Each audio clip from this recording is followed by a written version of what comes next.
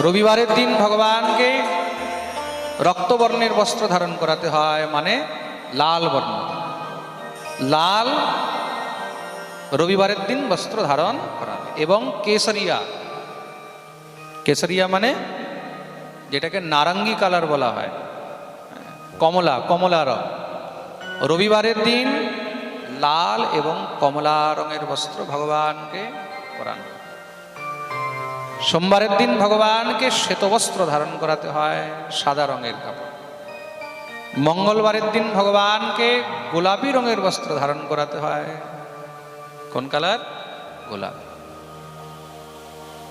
গোলাপি যদি সম্ভব না হয়, রক্তবর্ণ তার পরিবর্তে ধারণ করানো যায়।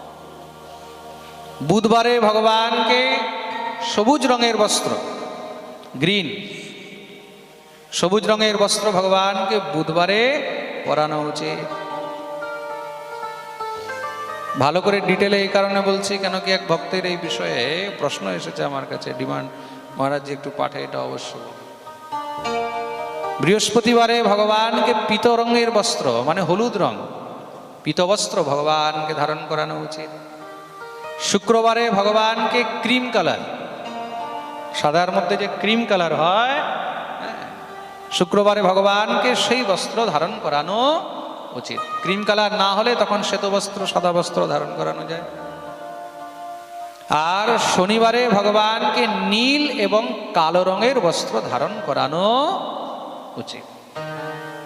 এগুলো হলো 7 দিন 7 বার।